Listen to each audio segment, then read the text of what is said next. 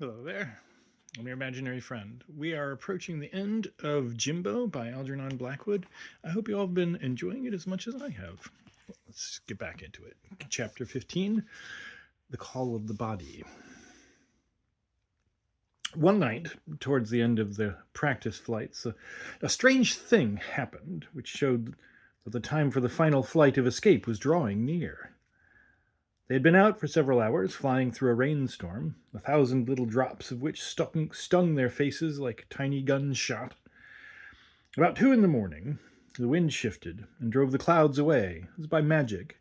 The stars came out, at first like the eyes of children still dim with crying, but later with a clear brilliance that filled Jimbo and the governess with keen pleasure.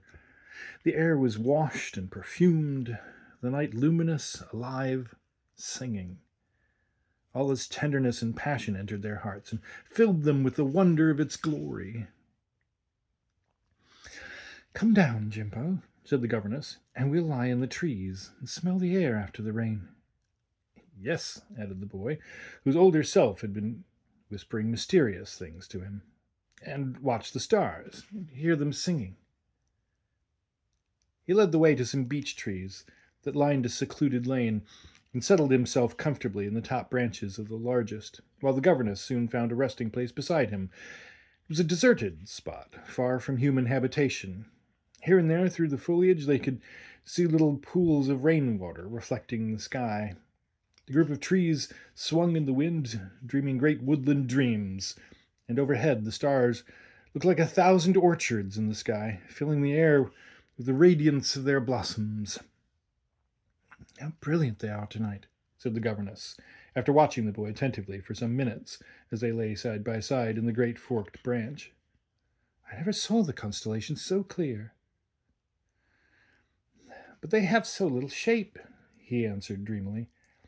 "If we wore lights when we flew about, we should make much better constellations than they do." "The big and little child instead of the big and little bear," she laughed, still watching him. "I'm slipping away," he began, and then stopped suddenly. He saw the expression of his companion's eyes, which were looking him through and through with the most poignant love and yearning mingled in their gaze, and something clutched at his heart that he could not understand.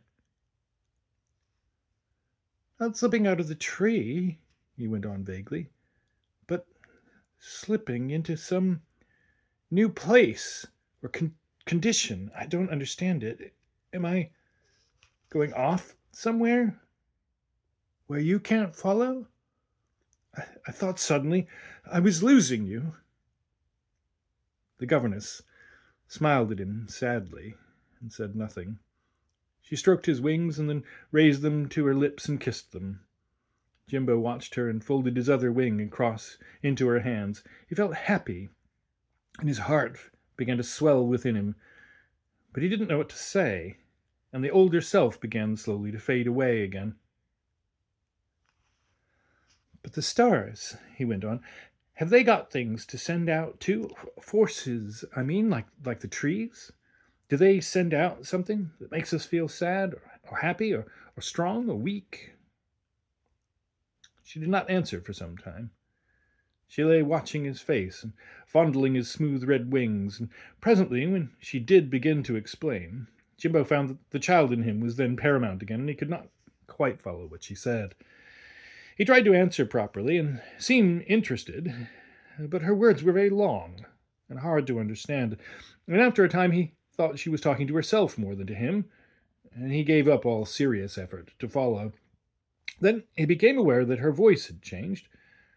The words seemed to drop down upon him from a great height. He imagined he was standing on one of those far stars he'd been asking about, and she was standing, pardon me, that she was standing on one of those far stars he'd been asking about and was shouting at him through an immense tube of sky and darkness. The words pricked his ears like needle points, only he no longer heard them as words, but as tiny explosions of sound, meaningless and distant. Swift flashes of light began to dance before his eyes, and suddenly from underneath the tree a wind rose up and rushed, laughing across his face. Darkness in a mass dropped over his eyes, and he sank backwards, somewhere into another corner of space altogether. The governess, meanwhile, lay quite still, watching the limp form in the branches beside her, and still holding the tips of his red wings. Presently tears stole into her eyes and began to run down her cheeks. One deep sigh after another escaped from her lips, but the little boy, or the old soul, who was the cause of all her emotion, apparently was far away and knew nothing of it. For a long time she lay in silence, and then leaned a little nearer to him so as to see his full face. The eyes were wide open and staring, but they were looking at nothing she could see, for the consciousness cannot be in two places at the same time. And Jimbo just then was off on a little journey of his own, a journey that was but preliminary to the great final one of all. "Jimbo," whispered the girl between her tears and sighs. "Jimbo, where have you gone to? Tell me, are they getting ready for you at last? And am I to lose you after all? Is this the only way I can save you, by losing you?" There was no answer, no sign of movement, and the governess hid her face in her hands and cried quietly to herself, while her tears dropped down through the branches of the tree and fell into the rain pools beneath. For Jimbo's state of oblivion in the tree was in reality a momentary return to consciousness in his body on the bed, and the repaired mechanism of the brain and muscles had summoned him back on a sort of trial visit. He remembered nothing of it afterwards, any more than one remembers the experiences of deep sleep. But the fact was that, with the descent of the darkness upon him in the branches, he had opened his eyes once again on the scene in the night nursery bedroom, where his body lay. He saw figures standing round the bed and about the room. His mother, with the same white face as before, was still bending over the bed, asking him if he knew her. A tall man in a long black coat moved noiselessly to and fro, and he saw a shaded lamp on a table a little to the right of the bed. Nothing seemed to have changed very much, though there had probably been time enough since he last opened his eyes for the black-coated doctor to have gone and come again for a second visit. He held an instrument in his hands that shone brightly in the lamplight. Jimbo saw this plainly and wondered what it was. He felt as if he were just waking up out of a nice deep sleep, dreamless and undisturbed. The empty house, the governess, fright, and the children had all vanished from his memory, and he knew no more about wings and feathers than he did about the science of meteorology. But the bedroom scene was a mere glimpse, after all. His eyes were already beginning to close again. First they shut out the figure of the doctor, then the bed curtains, then the nurse moved her arm, making the whole scene quiver for an instant, like some huge jelly shape, before it dipped into profound darkness and disappeared altogether. His mother's voice ran off into a thin trickle of sound, miles and miles away, and the light from the lamp followed him with its glare for less than half a second. All had vanished. "Jimbo, dear, where have you been? Can you remember anything?" asked the soft voice beside him, as he looked first at the stars overhead and then from the tracery of branches and leaves beneath him to the great sea of tree-tops and open country all round. But he could tell her nothing. He seemed dreamy and absent-minded, lying and staring at her as if he hardly knew who she was, or what she was saying. His mind was still hovering near the borderline of the two states of consciousness, like the region between sleeping and waking, where both worlds seem unreal and wholly wonderful. He could not answer her questions, but he evidently caught some reflex of her emotions, for he leaned towards her across the branches and said he was happy and never wanted to leave her. And he crawled to the end of the big bough and sprang out into the air with a shout of delight. He was the child again, the flying child, wild with the excitement of tearing through the night air at 50 miles an hour. The governess soon followed him, and they flew home together, taking a long turn by the sea and past the great chalk cliffs, where the sea sang loud beneath them. These lapses became with time more frequent, as well as of longer duration, and with them the boy noticed that the longing to escape became once again intense. He wanted to get home, wherever home was. He experienced a sort of nostalgia for the body, though he could not remember where that body lay. But when he asked the governess what this feeling meant, she only mystified him by her answers, saying that everyone, in the body or out of it, felt a deep longing for their final home, though they might not have the least idea where it lay, or even to be able to recognize, much less to label, their longing. His normal feelings, too, were slowly returning to him. The older self became more and more submerged. As he approached the state of ordinary, superficial consciousness, the characteristics of that state reflected themselves more and more in his thoughts and feelings. His memory still remained a complete blank, but he somehow felt that the things, places, and people he wanted to remember had moved much nearer to him than before. Every day brought them more within his reach. "All these forgotten things will come back to me soon, I know," he said one day to the governess. "And then I'll tell you all about them." "Perhaps you'll remember me too, then," she answered, a shadow passing across her face. Jimbo clapped his hands with delight. "Oh," he cried, "I should like to remember you, because that would make you a sort of two-people governess, and I should love you twice as much." But with the gradual return to former conditions, the feelings of age and experience grew dim and indefinite. His knowledge lessened, becoming obscure and confused, showing itself only in vague impressions and impulses, until at last it became quite the exception for the child consciousness to be broken through by flashes of intuition and inspiration from the more deeply hidden memories. For one thing, the deep horror of the empty house and its owner now returned to him with full force. Fear settled down again over the room and lurked in the shadows over the yard. A vivid dread seized him of the other door in the room, the door through which the frightened children had disappeared, but which had never opened since. It gradually became for him a personality in the room, a staring, silent, listening thing, always watching, always waiting. One day it would open, and he would be caught. In a dozen ways like this, the horror of the house entered his heart and made him long for escape with all the force of his being. But the governess, too, seemed changing. She was becoming more vague and more mysterious. Her face was always sad now, and her eyes wistful. Her manner became restless and uneasy. In many little ways, the child could not fail to notice that her mind was intent upon other things. He begged her to name the day for the final flight, but she always seemed to have some good excuse for putting it off. "I feel frightened when you don't tell me what's going on," he said to her. "It's the preparations for the last flight," she answered. "The flight of escape. He'll try to prevent us going together so that you should get lost. But it's better you shouldn't know too much," she added. "Trust me and have patience." "Oh, that's what you're so afraid of," he said. "Separation." He was very proud indeed of the long word, and said it over several times to himself. And the governess, looking out of the window at the fading sunlight, repeated to herself more than to him the word he was so proud of. "Yes, that's what I'm so afraid of. Separation. But if it means your salvation—" And her sentence remained unfinished, as her eyes wandered far above the tops of the trees into the shadows of the sky.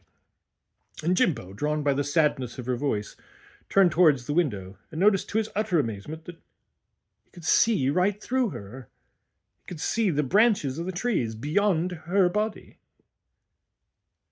But the next instant she turned and was no longer transparent, and before the boy could say a word, she crossed the floor and disappeared from the room.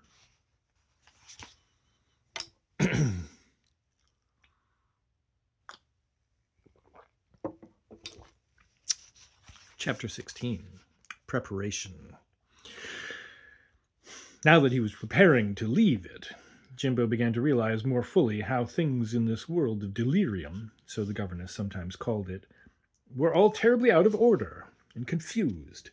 So long as he was wholly in it and of it, everything had seemed all right. But as he approached his normal condition again, the disorder became more and more apparent. And the next few hours brought it home with startling clearness and increased to fever heat the desire for final escape. It was not so much a nonsense world, it was too alarming for that, as a world of nightmare, wherein everything was distorted, events in it were all out of proportion, effects no longer sprang from adequate causes, things happened in a dislocated sort of way, and there was no sequence in the order of their happening. Tiny occurrences filled him with disproportionate, inconceivable horror, and great events, on the other hand, passed him scathless. The spirit of disorder, monstrous, uncouth, terrifying, reigned supreme, and Jimbo's whole desire, though inarticulate, was to escape back into order and harmony again. In contrast to all this dreadful uncertainty, the conduct of the governess stood out alone as the one thing he could count upon. She was sure and unfailing. He felt absolute confidence in her plans for his safety, and when he thought of her, his mind was at rest. Come what might, she would always be there in time to help. The adventure over the sea had proved that, but childlike he thought chiefly of his own safety, and had ceased to care very much whether she escaped with him or not. It was the older Jimbo that preferred captivity to escape without her, whereas every minute now he was sinking deeper into the normal child state in which the intuitive flashes from the buried soul became more and more rare. Meanwhile, there was preparation going on, secret and mysterious. He could feel it. Someone else besides the governess was making plans, and the boy began to dread the moment of escape almost as much as he desired it. The alternative appalled him, to live forever in the horror of this house, bounded by the narrow yard, watched by fright listening ever at his elbow, and visited by the horrible frightened children. Even the governess herself began to inspire him with something akin to fear as her personality grew more and more mysterious. He thought of her as she stood by the window, with the branches of the tree visible through her body, and the thought filled him with a dreadful and haunting distress. But this was only when she was absent. The moment she came into the room and he looked into her kind eyes, the old feeling of security returned, and he felt safe and happy. Once during the day she came up to see him, and this time with final instructions. Jimbo listened with rapt attention. "Tonight, or tomorrow night, we start," she said in a quiet voice. "You must wait till you hear me calling." "But shan't we start together?" he interrupted. "Not exactly," she replied. "I'm doing everything possible to put him off the scent, but it's not easy. For once Fright knows you, he's always on the watch. Even if he can't prevent your escape, he'll try to send you home to your body with such a shock that you'll be only half there for the rest of your life." Jimbo did not quite understand what she meant by this, and returned at once to the main point. "Then, the moment you call, I'm to start?" "Yes. I shall be outside somewhere. It depends on the wind and weather a little, but probably I shall be hovering above the trees. You must dash out of the window and join me the moment you hear me call. Clear the wall without sinking into the yard, and mind he doesn't tear your wings off as you fly by." "What will happen, though, if I don't find you?" he asked. "You might get lost.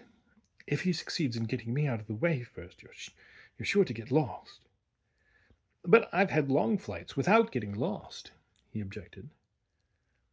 "Nothing to this one," she replied. "It will be tremendous. You see, Jimbo, it's not only distance, it's change of condition as well."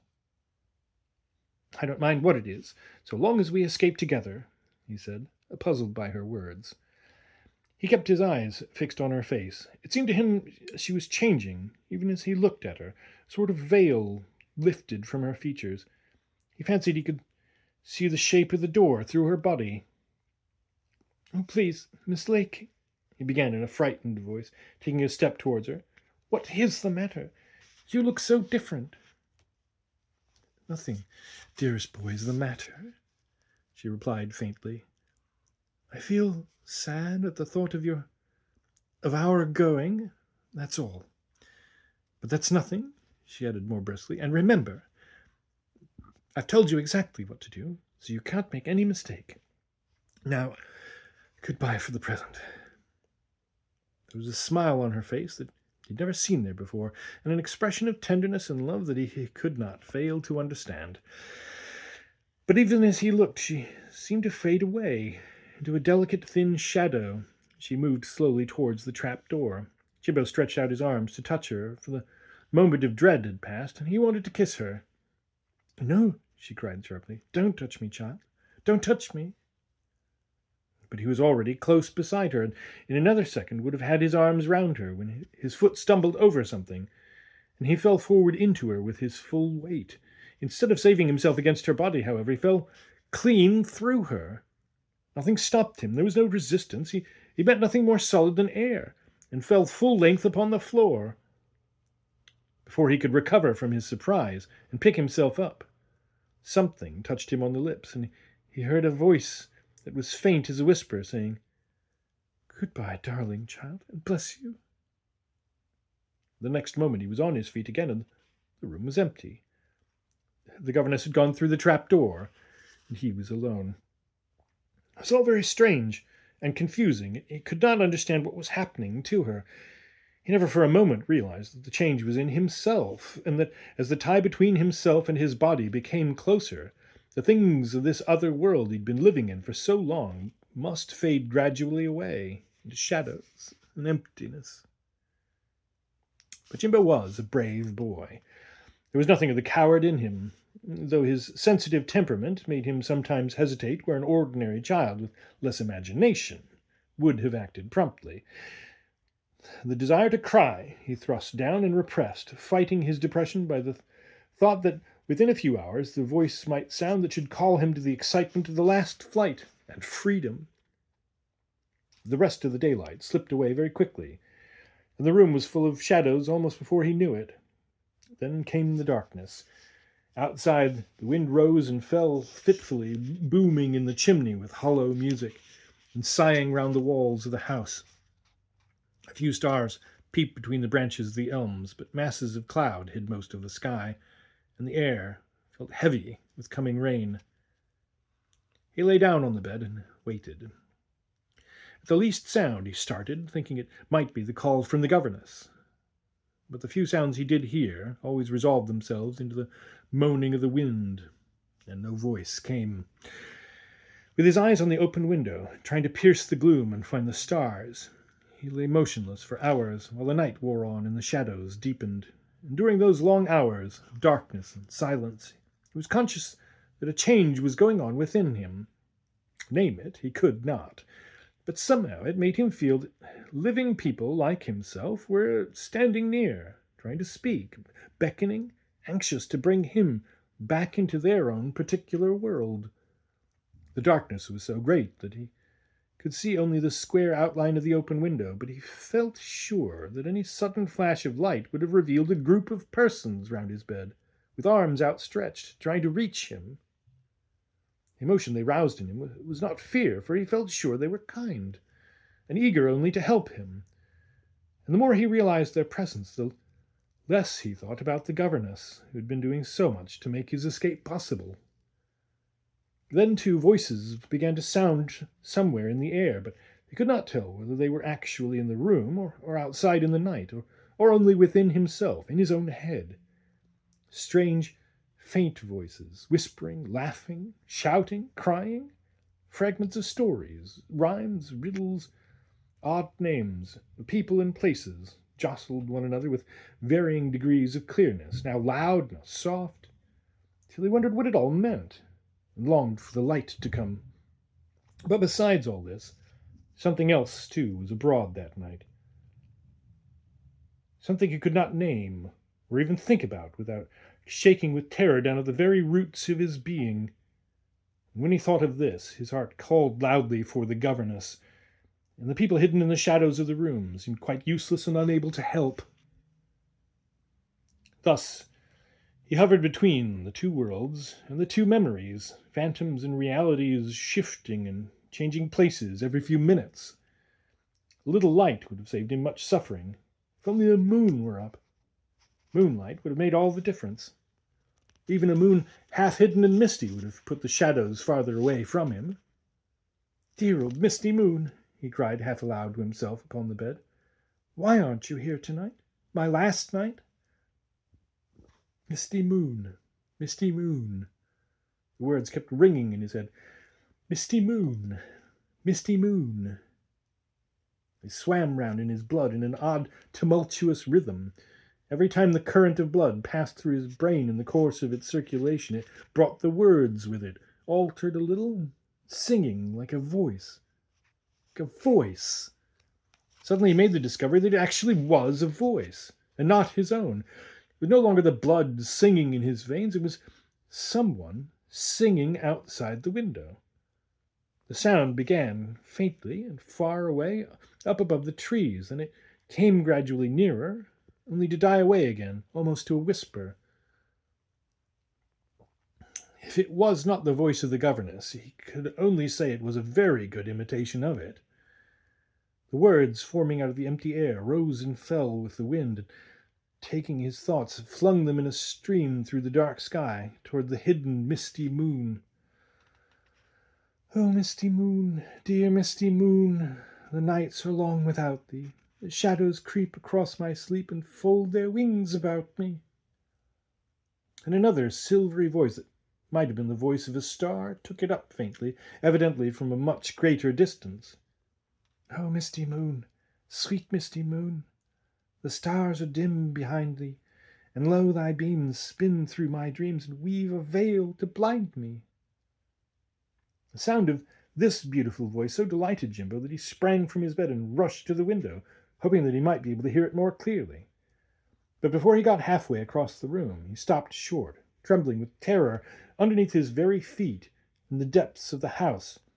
He heard the awful voice he dreaded more than anything else. It roared out the lines with a sound of a rushing of a great river. "O misty moon, pale misty moon, thy songs are nightly driven, eternally from sky to sky, o'er the old grey hills of heaven." And after the verse, Jimbo heard a great peal of laughter that seemed to shake the walls of the house and rooted his feet to the floor. It rolled away with thundering echoes into the very bowels of the earth. He just managed to crawl back to his mattress and lie down, when another voice took up the song, but this time in accents so tender the child felt something within him melt into tears of joy. He was on the verge of recognizing, for the first time since his accident, the voice of his mother.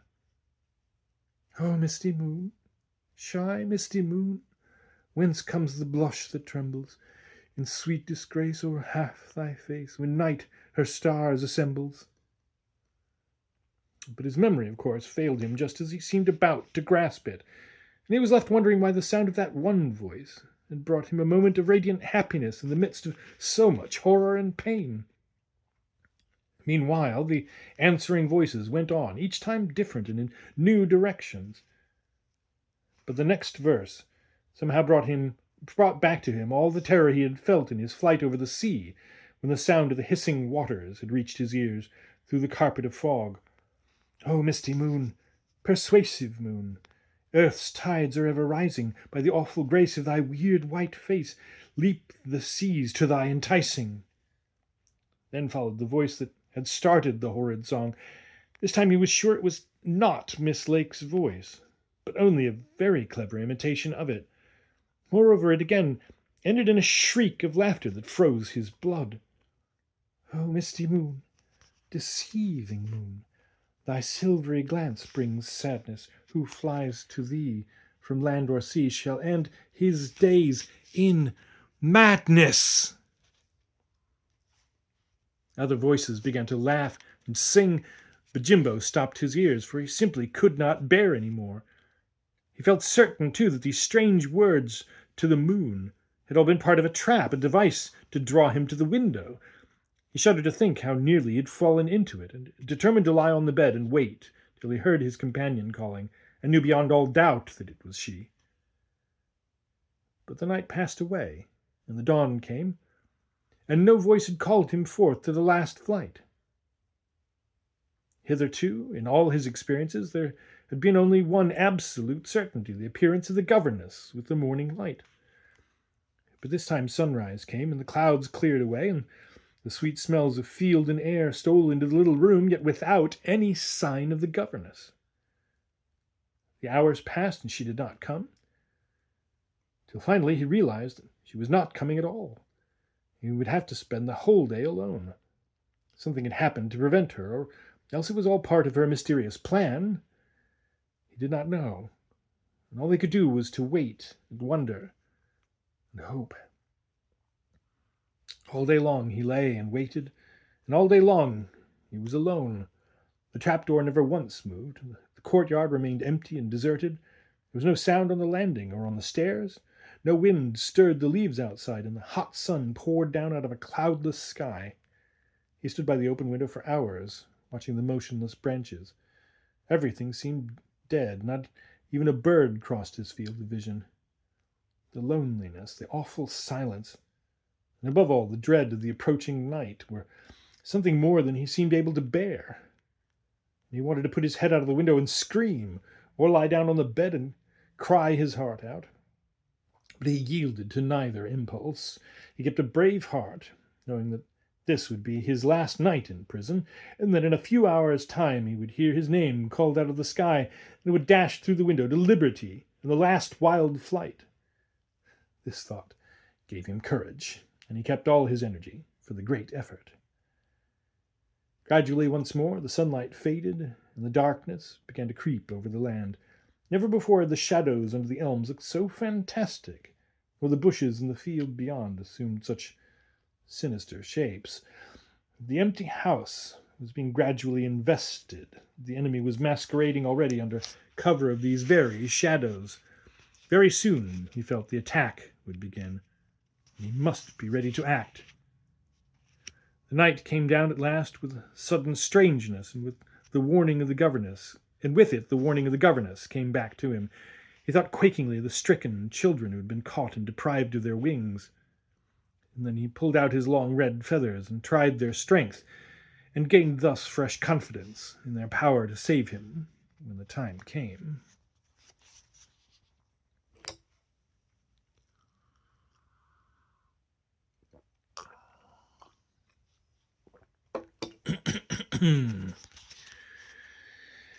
Chapter 17. Off. With the full darkness, a whole army of horrors crept nearer. He felt sure of this, though he could actually see nothing. The house was surrounded, the courtyard crowded. Outside on the stairs, in the other rooms, even on the roof itself, waited dreadful things ready to catch him, to tear off his wings, to make him prisoner for ever and ever. The possibility that something had happened to the governess now became a probability. Imperceptibly the change was wrought. He could not say how or when exactly, but he now felt almost certain that the effort to keep her out of the way had succeeded. If this were true, the boy's only hope lay in his wings, and he pulled them out to try to their full length, and kissed them passionately, speaking to the strong red feathers as if they were living little persons. "You must save me. You will save me, won't you?" he cried in his anguish.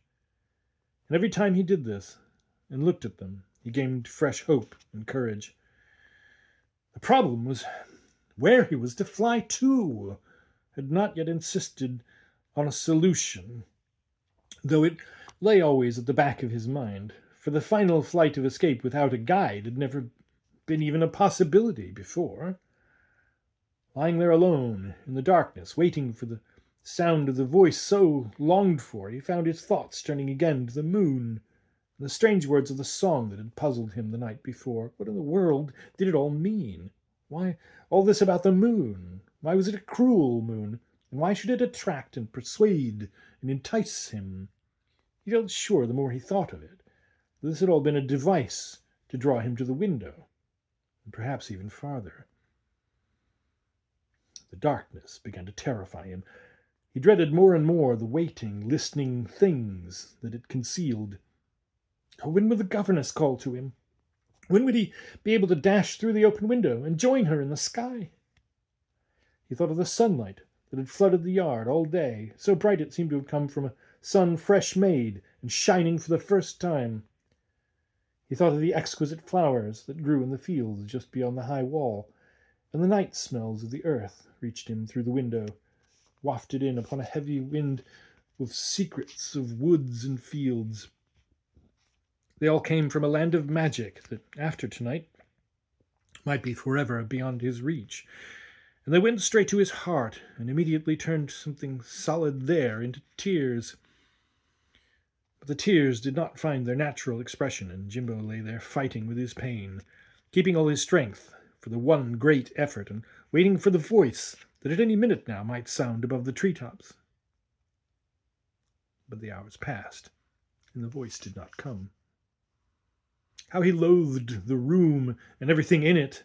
The ceiling stretched like a white, staring countenance above him. The walls watched and listened, and even the mantelpiece grew into the semblance of a creature with drawn-up shoulders bending over him. The whole room, indeed, seemed to his frightened soul to run into the shape of a monstrous person whose arms were outstretched in all directions to prevent his escape. His hands never left his wings now. He stroked and fondled them, arranging the feathers smoothly and speaking to them under his breath, just as though they were living things. To him they were indeed alive, and he knew when the time came they would not fail him. The fierce passion for the open spaces took possession of his soul, and his whole being began to cry out for freedom. Rushing wind, the stars, and a pathless sky. Slowly, the power of the great open night entered his heart, bringing with it a courage that enabled him to keep the terrors of the house at a distance. So far, the boy's strength had been equal to the task, but a moment was approaching when the tension would be too great to bear, and the long pent-up force would rush forth into an act. Jimbo realized this quite clearly, though he could not exactly express it in words. He felt that his real hope of escape lay in the success of that act. Meanwhile, with more than a child's wisdom, he stored up every particle of strength he had for the great moment when it should come. A light wind had risen soon after sunset, but as the night wore on, it began to fail, dropping away into little silences that grew each time longer. In the heart of one of these spells of silence, Jimbo presently noticed a new sound, a sound that he recognized. Far away at first, but growing in distinctness with every dropping of the wind, this new sound rose from the interior of the house below, and came gradually upon him, with voices faintly singing, and the tread of stealthy footsteps. Nearer and nearer came the sound, till at length they reached the door, and there passed into the room a wave of fine, gentle sound that woke no echo, and scarcely seemed to stir the air into vibration at all. The door had opened, and a number of voices were singing softly under their breath. And after the sounds, creeping slowly like some timid animal, there came into the room a small black figure, just visible in the faint starlight. It peered round the edge of the door, hesitated a moment, then advanced with an odd rhythmical sort of motion. And after the first figure came a second, and after the second a third, and then several entered together, till a whole group of them stood on the floor between Jimbo and the open window. Then he recognized the frightened children, and his heart sank. Even they, he saw, were arrayed against him, and took it for granted that he already belonged to them. Oh, why did not the governess come for him? Why was there no voice in the sky? He glanced with longing towards the heavens, and as the children moved past, he was almost certain that he saw the stars through their bodies too. Slowly they shuffled across the floor till they formed a semicircle round the bed, and then they began a silent, impish dance that made the flesh creep.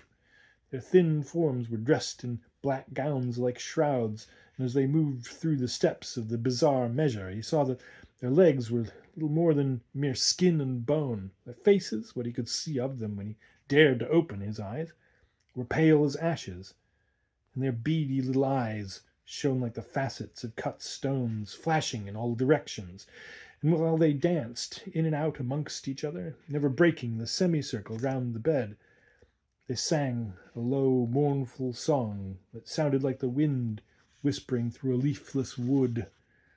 And the words stirred in him that vague yet terrible fear known to all children who've been frightened and made to feel afraid of the dark. Evidently, his sensations were being merged very rapidly now into those of the little boy in the night nursery bed. "There is someone in the nursery whom we never saw before. Why hangs the moon so red? And he came not by the passage, or the window, or the door. Why hangs the moon so red? And he stands there in the darkness, in the center of the floor. See where the moon hangs red? Someone's hiding in the passage where the door begins to swing. Why drive the clouds so fast? In the corner by the staircase there's a dreadful waiting thing. Why drive the clouds so fast? Past the curtain creeps a monster with a black and fluttering wing. See where the clouds drive fast.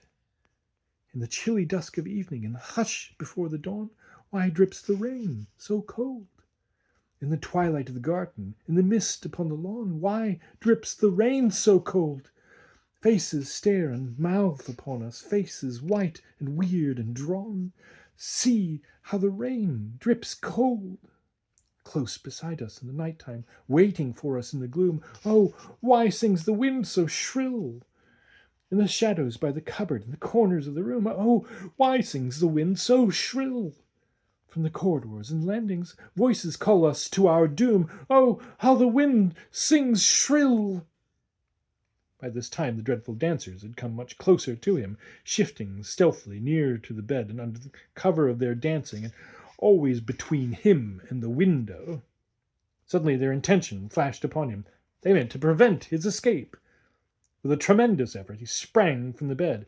As he did so, a dozen pairs of thin, shadowy arms shot out towards him as though to seize his wings. But with an agility born of fright, he dodged them and ran swiftly into the corner by the mantelpiece.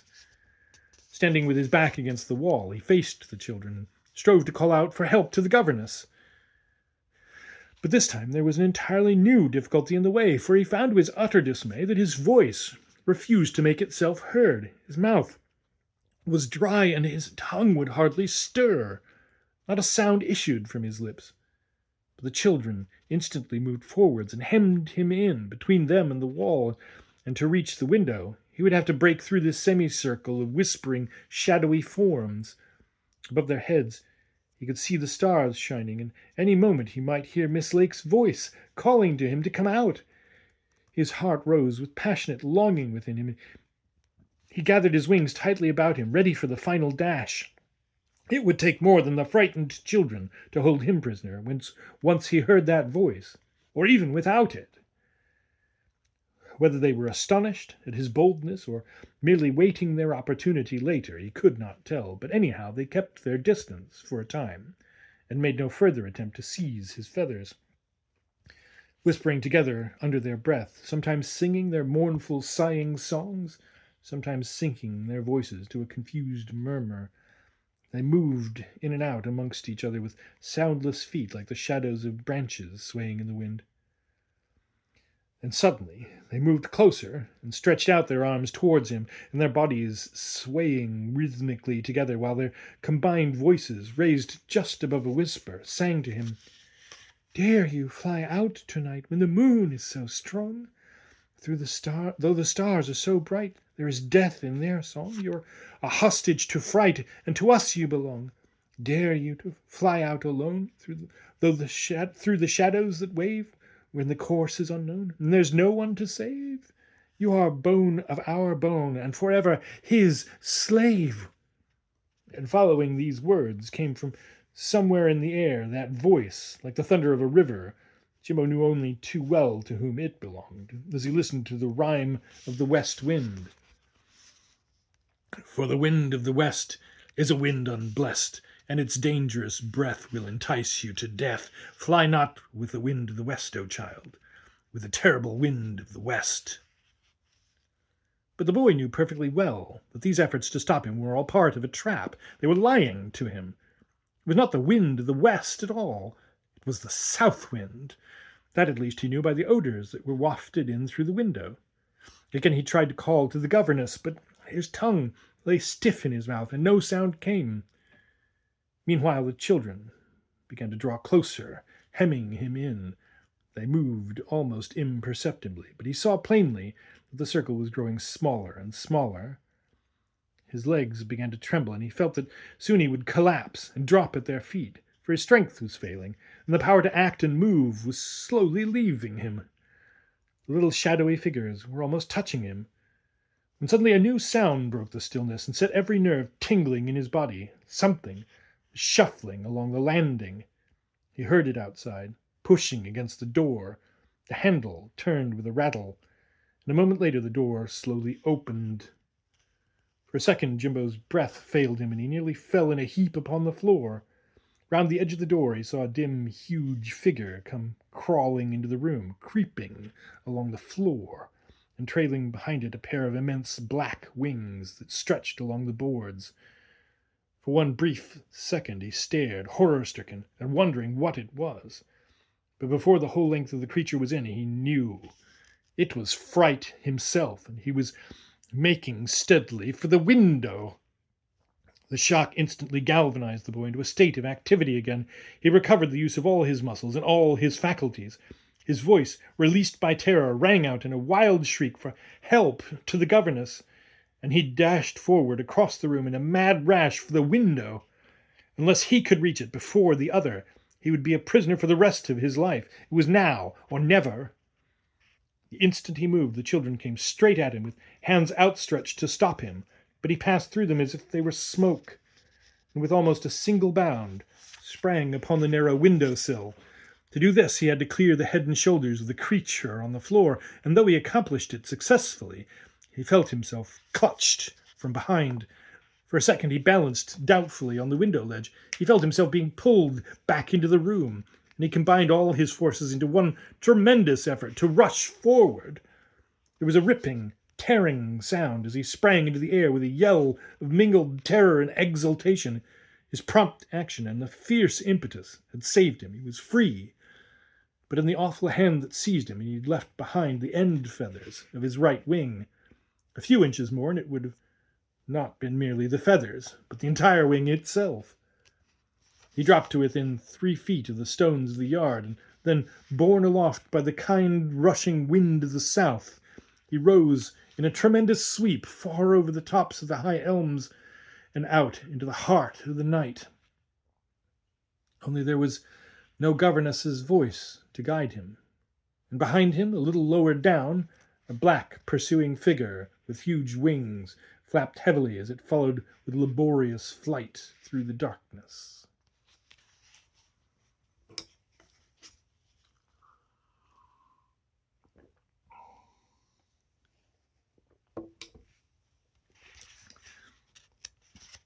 Chapter 18. Home. But it was the sound of something crashing heavily through the top branches of the elms that made the boy realize he was actually being followed, and all his efforts became concentrated into the desire to put as much distance as possible between himself and the horror of the empty house. He heard the noise of big wings far beneath him, and his one idea was to outdistance his pursuer, and then come down again to earth and rest his wings in the branches of a tree, till he could devise some plan how to find the governess. So at first he raced at full speed through the air, taking no thought of direction. When he looked down, all he could see was that something vague and shadowy, shaking out a pair of enormous wings between him and the earth, moved along with him. Its path was parallel with his own, but apparently it made no effort to rise up to his higher level. It thundered along far beneath him, and instinctively he raised his head and steered more and more upwards and away from the world. The gap at the end of his right wing, where the feathers had been torn out, seemed to make no difference in his power of flight or steering, and he went tearing through the night at a pace he had never dared to try before, and at a height he had never yet reached in any of the practice flights. He soared higher even than he knew, and perhaps this was fortunate, for the friction of the lower atmosphere might have heated him to the point of igniting, and some watcher at one of Earth's windows might have suddenly seen a brilliant little meteor flash through the night and vanish into dust. At first, the joy of escape was the only idea his mind seemed able to grasp. He reveled in a passionate sense of freedom, and all his energies poured themselves into one concentrated effort to fly faster, faster, faster. But after a time, when the pursuer had been apparently outflown, and he realized that escape was an accomplished fact, he began to search for the governess, calling to her, rising and falling, darting in all directions, and then hovering on outstretched wings to try and catch some sound of a friendly voice. But no answer came, either from the stars that crowded the vault above or from the dark surface of the world below. Only silence answered his cries, and his voice was swallowed up and lost in the immensity of space almost the moment it left his lips. Presently he began to realize to what an appalling distance he had risen above the world, and with anxious eyes he tried to pierce the gaping emptiness beneath him and on all sides. But this vast sea of air had nothing to reveal. The stars shone like pinholes of gold pricked in a deep black curtain, and the moon, now rising slowly, spread a veil of silver between him and the upper regions. There was not a cloud anywhere. The winds were all asleep. He was alone in space. Yet as the swishing of his feathers slackened and the roar in his ears died away, he heard in the short pause the ominous beating of great wings somewhere in the depths beneath him, and knew that the great pursuer was still on his track. The glare of the moon now made it impossible to distinguish anything properly, and in these huge spaces, with nothing to guide the eye, it was difficult to know exactly from what direction the sound came. He was only sure of one thing, that it was far below him, and that for the present it did not seem to come much nearer. The cry for help that kept rising to his lips he suppressed, for it would only have served to guide his pursuer, and, moreover, a thin, despairing cry, was instantly lost in these great heavens. It was less than a drop in an ocean. On and on he flew, always pointing away from the earth, and trying hard to think where he would find safety. Would this awful creature hunt him all night long, into the daylight, or would he be forced back into the empty house in sheer exhaustion? The thought gave him new impetus, and with powerful strokes he dashed onwards and upwards through the wild wilderness of space in which the only pathways were the little golden tracks of the starbeams. The governess would turn up somewhere. He was positive of that. She'd never failed him yet. So alone and breathless, he pursued his flight, and the higher he went, the more the tremendous vault opened up into inconceivable and untold distances. His speed kept increasing. He thought he'd never found flying so easy before, and the thunder of the following wings that held persistently on his track made it dangerous for him to slacken up for more than a minute here and there. The earth became a dark blot beneath him, while the moon, rising higher and higher, grew weirdly bright and close. How black the sky was, how piercing the points of starlight, how stimulating the strong new odors of these lofty regions.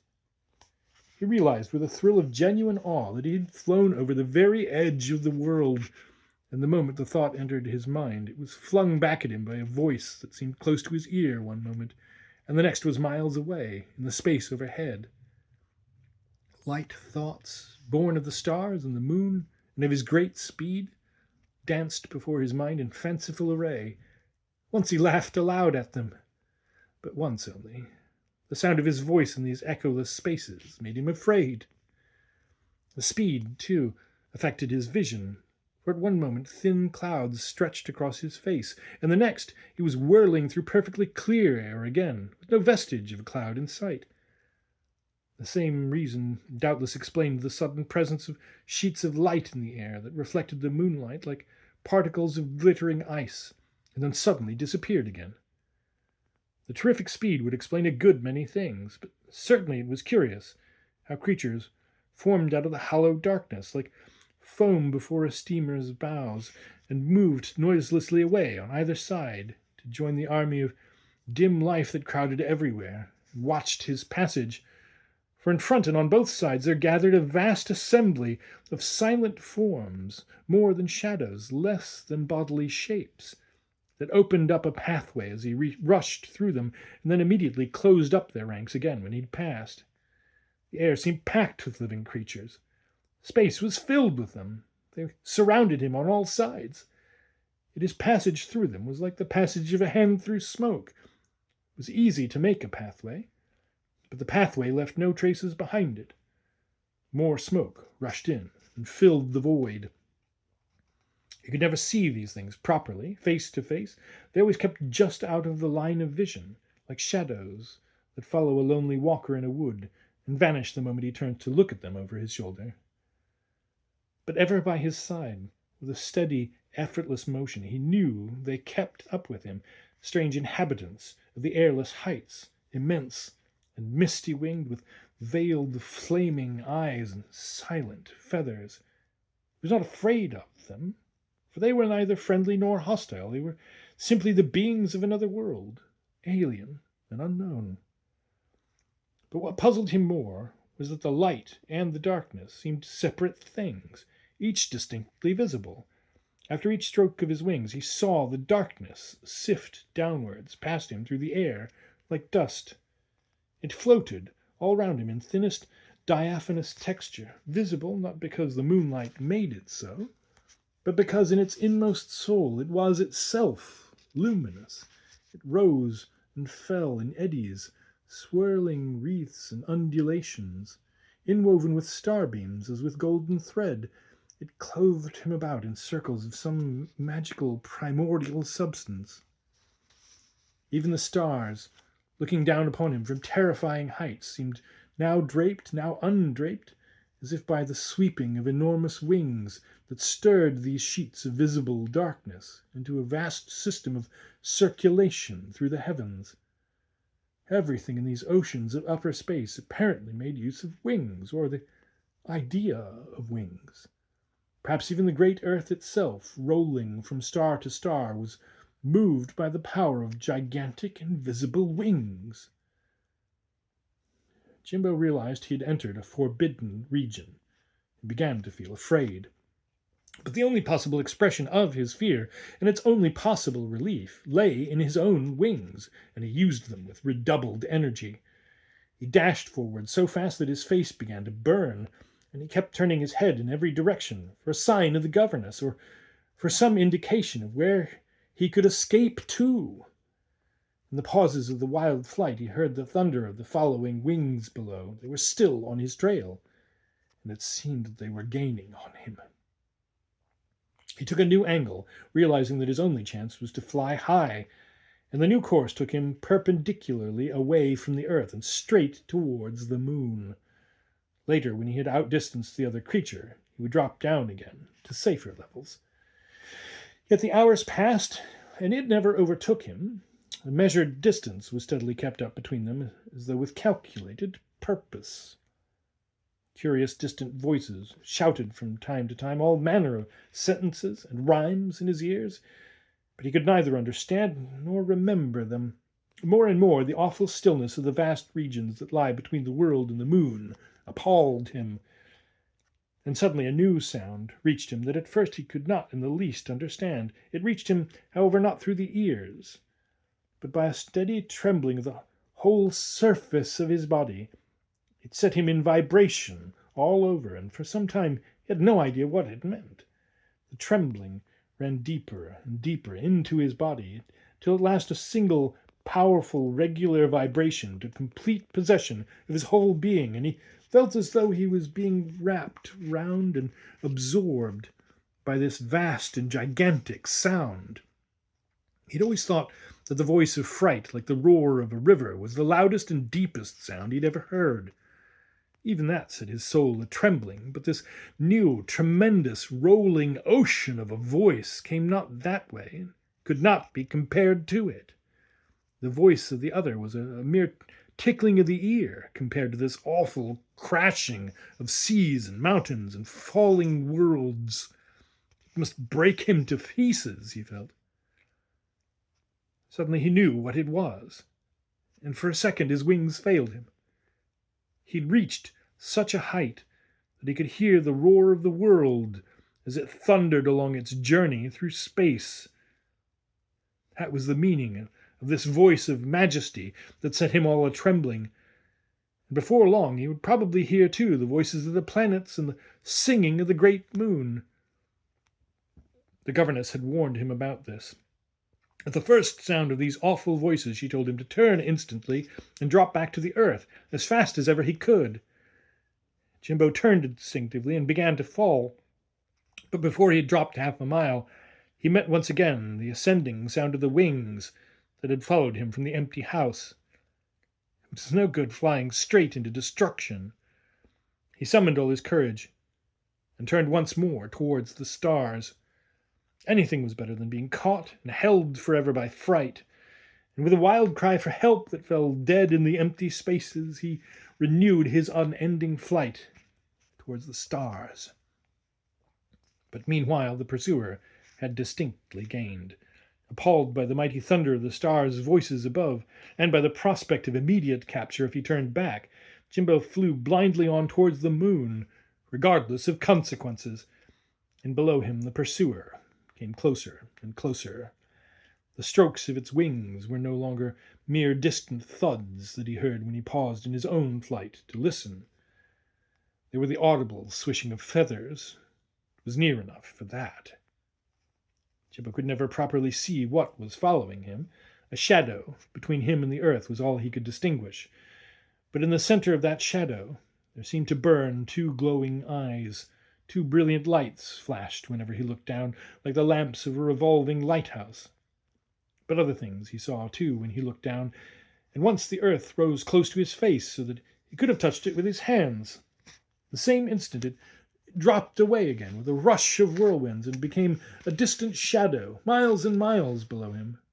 But before it went, he had time to see the empty house standing within its gloomy yard, and the horror of it gave him fresh impetus. Another time, when the world raced up close to his eyes, he saw a scene of a different kind that stirred a passionate, deep yearning within him. A house overgrown with ivy and standing among trees and gardens with laburnums and lilacs flowering on smooth green lawns, and a clean gravel drive leading down to a big pair of iron gates. Oh, it all seemed so familiar. Perhaps in another minute the well-known figures would have appeared and spoken to him. Already he heard their voices behind the bushes. But just before they appeared, the earth dropped back with a roar of 1,000 winds, and Jimbo saw instead the shadow of the pursuer mounting towards him. Up he shot again, with terror in his heart, and all trembling with the thunder of the great star voices above. He felt like a leaf in a hurricane, lost, dizzy, shelterless. Voices, too, now began to be heard more frequently.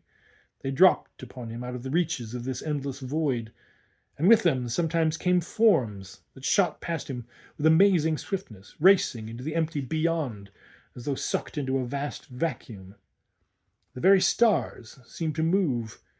He became part of some much larger movement in which he was engulfed and merged. He could no longer think of himself as Jimbo.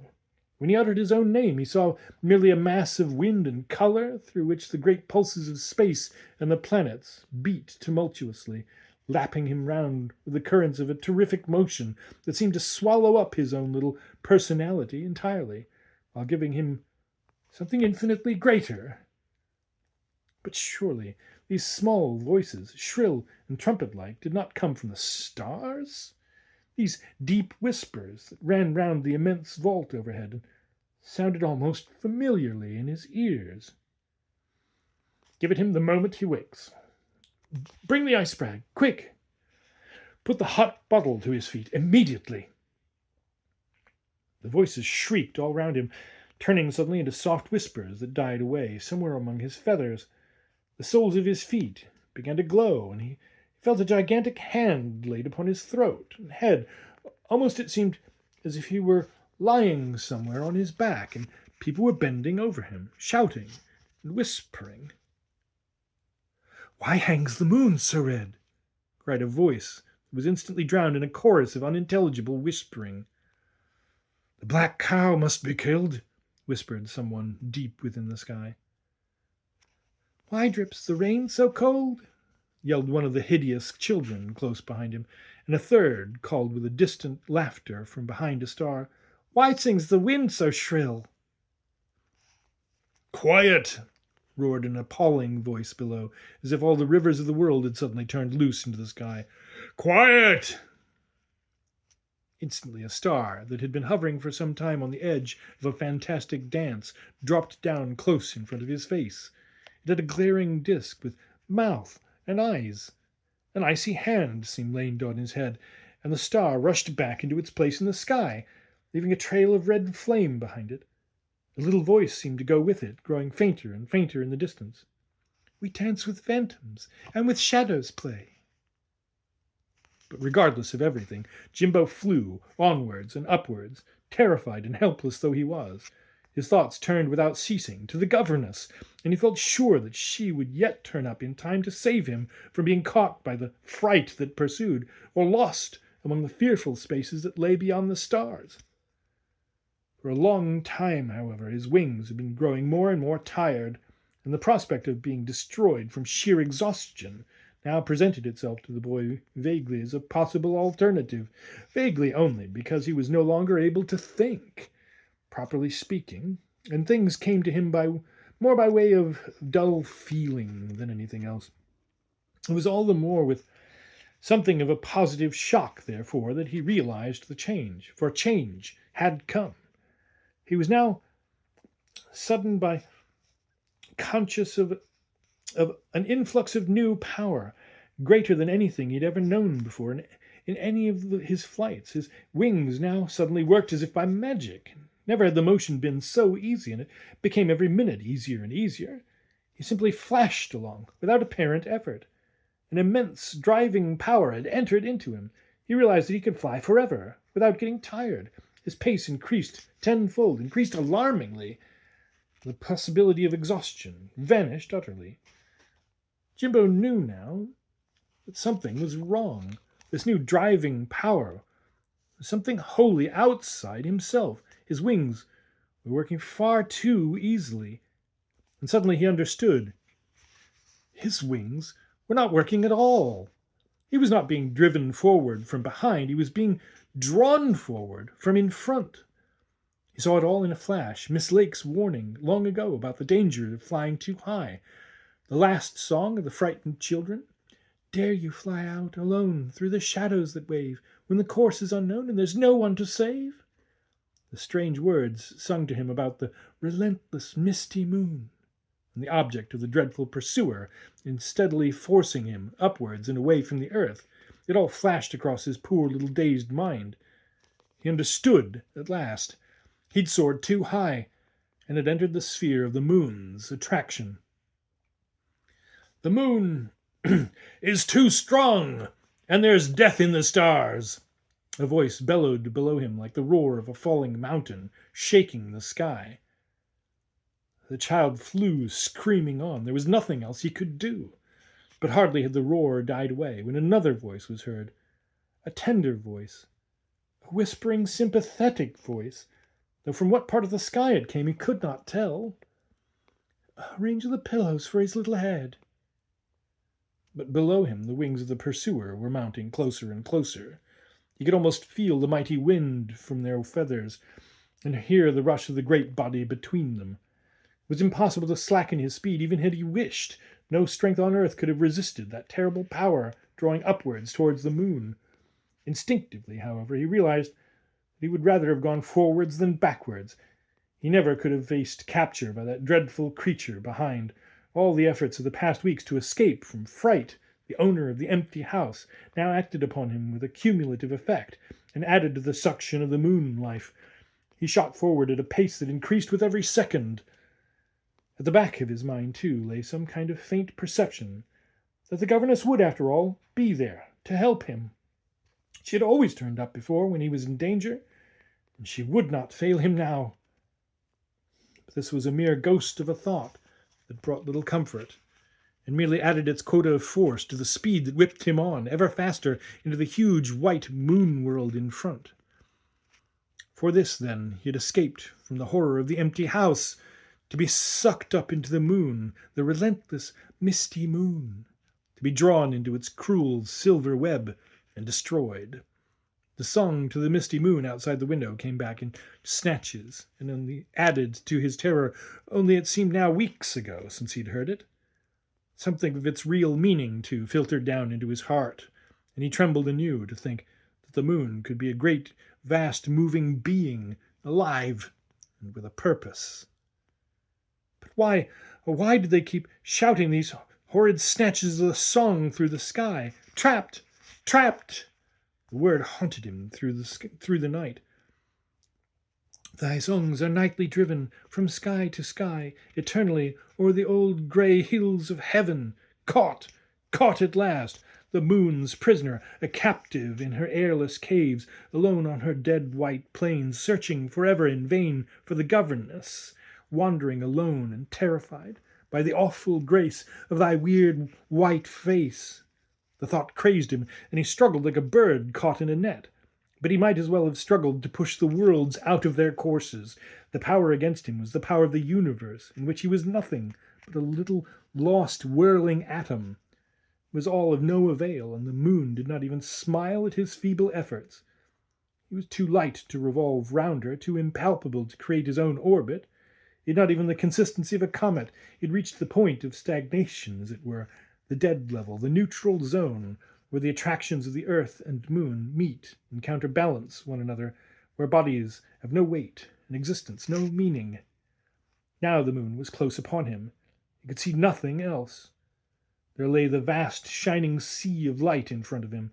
Behind, the roar of the following creature grew fainter and fainter as he outdistanced it in the awful swiftness of the huge drop down upon the moon mountains. Already he was close enough to its surface to hear nothing of its great singing but a deep, confused murmur, and as the distance increased, he realized that the change in his own condition increased. He felt as if he were flying off into a million tiny particles, breaking up under the effects of the deadly speed and the action of the new moon forces. Immense, invisible arms, half silver and half shadow, grew out of the white disk and drew him downwards upon her surface.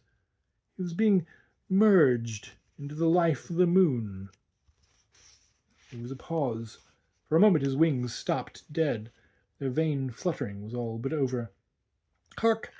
Was that a voice, borne on the wings of some lost wind? Why should his heart beat so tumultuously all at once? He turned and stared into the ocean of black air overhead till it turned him dizzy.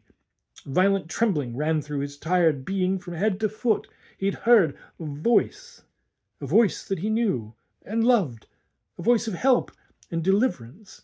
It rang in shrill syllables up the empty spaces, and it reached new centers of force within him that touched his last store of courage and strength. "Jimbo, hold on!" it cried, like a faint, thin, pricking current of sound, almost unable to reach him through the seas of distance. "I'm coming. Hold on a little longer." It was the governess. She was true to the end. Jimbo felt his heart swell within him. She was mounting behind him with incredible swiftness. The sound of his own name in these terrible regions recalled to him some degree of concentration, and he strove hard to fight against the drawing power that was seeking his destruction. He struggled frantically with his wings, but between him and the governess there was still the power of fright to be overcome, the very power she had long ago invoked. It was following him still, preventing his turning back, and driving him ever forward to his death. Again the voice sounded in the night, and this time it was closer. He could not quite distinguish the words. They buzzed oddly in his ears. Other voices mingled with them. The hideous children began to shriek somewhere underneath him. Wings with eyes among the burning feathers flashed past him. His own wings folded close over his little body, drooping like dead things. His eyes closed, and he turned on his side. A huge face. It was one half the governess, and the other half the head gardener at home, thrust itself close against his own, and blew upon his eyelids till he opened them. Already he was falling, sinking, tumbling headlong through a space that offered no resistance. "Jimbo!" shrieked a voice that instantly died away into a wail behind him. He opened his eyes once more, for it was that loved voice again, but the glare from the moon so dazzled him that he could only fancy he saw the figure of the governess, not 100 feet away, struggling and floundering in the clutch of a black creature that beat the air with enormous wings all round her. He saw her hair streaming out into the night, and one wing seemed to hang broken and useless at her side. He was turning over and over like a piece of wood in the waves of the sea, and the governess, caught by fright, the monster of her own creation, drifted away from his consciousness as a dream melts away in the light of the morning. From the gleaming mountains and treeless plains below, Jimbo thought there rose a hollow roar, like the mocking laughter of an immense multitude of people shaking with mirth. The moon had got him at last, and her laughter ran through the heavens like a wave, revolving upon his own little axis so swiftly that he neither saw nor heard anything more. He dropped straight down upon the great satellite. The light of the moon flamed up into his eyes and dazzled him. But what in the world was this? How could the moon dwindle so suddenly to the size of a mere lamp flame? How could the whole expanse of the heavens shrink in an instant to the limits of a little cramped room? In a single second, before he had time to realize that he felt surprise, the entire memory of his recent experiences vanished from his mind. The past became an utter blank. Like a wreath of smoke, everything melted away, as if it had never been at all. The functions of the brain resumed their normal course. The delirium of the past few hours was over. Jimbo was lying at home on his bed in the night nursery. His mother was bending over him. At the foot of the bed stood the doctor in black. The nurse held a lamp, only half shaded by her hand as she approached the bedside. This lamp was the moon of his delirium. Only he had quite forgotten now that there had ever been any moon at all. The little thermometer, thrust into his teeth among the stars, was still in his mouth. A hot water bottle made his feet glow and burn, and from the walls of the sick room came, as it were, the echoes of recently uttered sentences. Take his temperature. Give him the medicine the moment he wakes. Put the hot bottle to his feet. Fetch the ice bag. Quick! Where am I, Mother? He asked in a whisper. You're in bed, darling, and must keep quite quiet. You'll soon be all right again. It was the old black cow that tossed you. The gardener found you by the swinging gate and carried you in. You've been unconscious. How long have I been Jimbo could not manage the whole word. About 3 hours, darling. Then he fell into a deep, dreamless sleep, and when he woke long after, it was early morning, and there was no one in the room but the old family nurse who sat watching beside the bed. Some dim memory that had stirred his brain in sleep, immediately rushed to his lips in the form of an inconsequent question, but before he could even frame the sentence, the thought that prompted it had slipped back into the deeper consciousness he had just left behind with the trance of deep sleep. But the old nurse, watching every movement, waiting upon the child's very breath, had caught the question, and she answered soothingly in a whisper, "Oh, Miss Lake died a few days after she left here," she said in a very low voice. "But don't think about her any more, dearie. She'll never frighten children again. They're silly stories." Died? Jimbo sat up in bed and stared into the shadows behind her as though his eyes saw something that she could not see, but his voice seemed almost to belong to someone else. "She was really dead all the time, then?" he said below his breath. Then the child fell back without another word and dropped off into the sleep, which was the first step to final recovery.